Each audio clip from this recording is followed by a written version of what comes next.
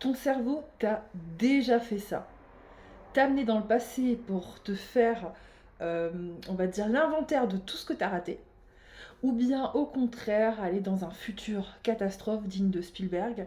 Ça s'appelle le vagabondage mental. Et ça, c'est énorme. On va en parler, ça te vole ta clarté, ton énergie, ça te vole ton élan d'entrepreneur. Je vais te dire la vérité, à chaque fois que je vais mal, c'est rarement à cause de ce qui se passe vraiment dans ma vie. C'est plutôt mon cerveau qui aime jouer à ce petit jeu de vagabondage mental. Il adore fouiller dans le passé, il va chercher la merde. Il va ressortir mes échecs, mes erreurs, mes moments de honte. Sinon, il va me projeter dans le futur. Et si tu ratais tout, et si tout s'écroulait, et si tu n'étais pas à la hauteur. Résultat, je suis plus là en fait. Je suis vraiment plus là. Je suis déconnectée de qui je suis déconnectée du présent. Et comment je pourrais dire ça, je perds le contact avec moi, avec ma vie, avec ma puissance, tout simplement. Et toi, est-ce que tu connais cette sensation de perdre pied sans savoir pourquoi? Ce moment où ton cerveau prend le volant et on dirait que tu peux plus rien faire. C'est lui qui prend le volant, il décide de ce que tu vas ressentir. Si tu te reconnais là-dedans, abonne-toi. Ici, dans ces vidéos, on va parler vrai. On va parler de ce que ressentent vraiment les femmes entrepreneurs. La fatigue, le doute, la perte de sens, j'arrive même plus à parler.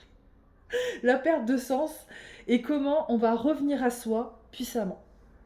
Alors oui, aller dans le passé, c'est pas toujours un problème. On peut y retourner pour aller chercher une ressource que tu as activée dans un moment difficile, que tu as activée pour l'activer de nouveau dans le présent.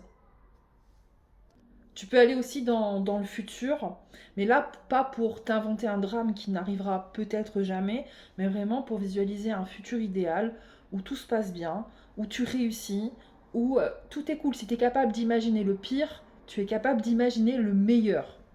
Mais la vérité, le plus précieux que tu puisses faire la plupart du temps, c'est de rester à ici et maintenant.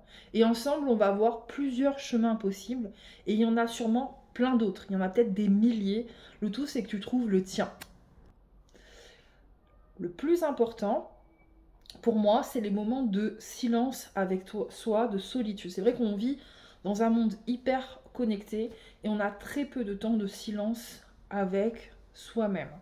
Alors, si t'aimes pas la méditation, que ça t'énerve, que tu es une femme très active et rester assise sans rien faire, mais te convient pas tout simplement, ça arrive à certaines de mes élèves, tu vas choisir d'autres activités. Par exemple, pour moi, la marche me met dans un état méditatif.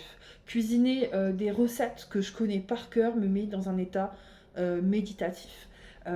Pour une de mes élèves, par exemple, qui adore le tricot et tout ce qui est manuel, tricoter la mettait dans un état méditatif. Mais ces moments de silence avec soi sont hyper, hyper importants et te permettent de revenir au présent. Les états méditatifs, c'est ces moments où on voit les pensées passer, et peut-être qu'il y en a qui sont agréables et d'autres désagréables, on les laisse juste passer, on ne s'accroche pas dessus. On commence pas à s'accrocher et à créer des scénarios ou à aller de plus en plus profond pour se sentir mal. On les laisse passer sans jugement. Pour ceux qui aiment la méditation, méditer, hein, c'est totalement ok. Tu peux aussi choisir si t'es croyante la prière. Bref, en tout cas, ces moments de soi avec soi sont hyper, hyper importants, ou soit avec quelque chose de plus grand. Ensuite, il y a les modifications de pensée. Tu t'attrapes en train de vagabonder. C'est-à-dire, tu sens ton cerveau, il part dans des trucs où tu creuses, et tu creuses ton trou, et tu creuses ton trou dans le passé, tout ce que tu as mal fait, ou au contraire, tu te crées un futur catastrophe. Tu t'attrapes en train de vagabonder. Ah, là, je suis en train de vagabonder. Et là, on va aller vers se concentrer sur des pensées beaucoup plus agréables. On a tous des pensées désagréables, dites négatives, ou agréables, dites positives, ok. Et on a des proportions 80-20, d'accord. C'est-à-dire qu'on a 80% de nos pensées qui sont négatives et 20% qui sont, on va dire, positives. J'aime pas trop ce négatif positif, mais peu importe. On va l'utiliser comme ça parce que c'est ce qu'on utilise habituellement. C'est cette proportion-là. Donc ceux qui disent penser positif, c'est faux. On ne peut pas penser positif.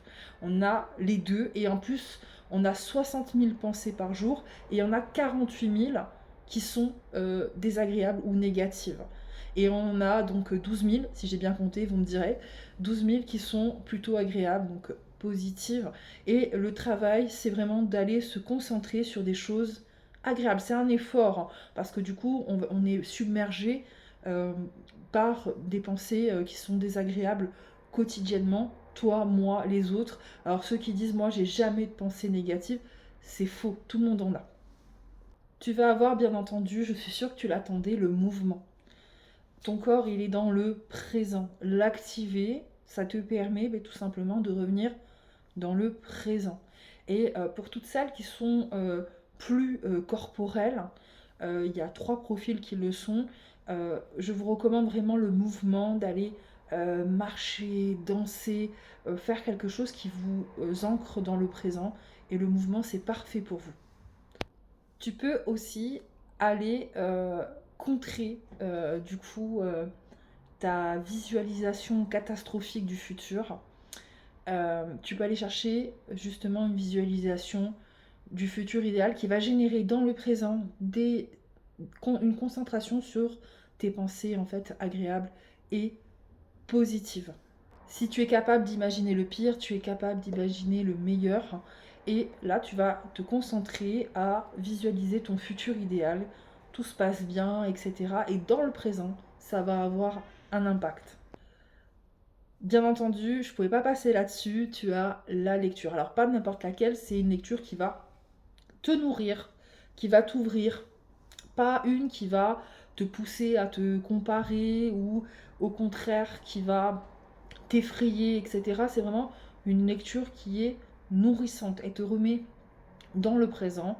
Elle permet aussi à ton cerveau, si tu as du mal à dormir parce que justement les pensées s'activent le soir, la lecture va te permettre d'être dans le présent. Je suis en train de lire, de te concentrer sur quelque chose dans le présent, te permet de stopper le vagabondage mental. D'ailleurs, moi qui suis une boîte à idées, etc., le soir, je me mets un petit casque avec un audiolivre et ça me permet de me concentrer sur ce qui se passe dans mes oreilles et de m'endormir beaucoup plus facilement. Je suis comme les enfants, j'ai besoin de mon histoire, de ma lecture du soir. Et enfin, tu as le summum de la puissance. L'écriture. L'écriture, elle est puissante, elle est transformatrice. T'as pas besoin d'écrire 18 pages, quelques lignes suffisent. Quelques lignes suffisent à ramener ta tête à ici et maintenant. Quelques lignes. Vraiment, ça te vide la tête, tu retrouves de la paix. Et c'est exactement ce qu'on va faire dans Présente, Puissante et Alignée. On va revenir dans le présent. Les femmes que j'accompagne arrivent souvent dans cet état de brouillard, d'accord?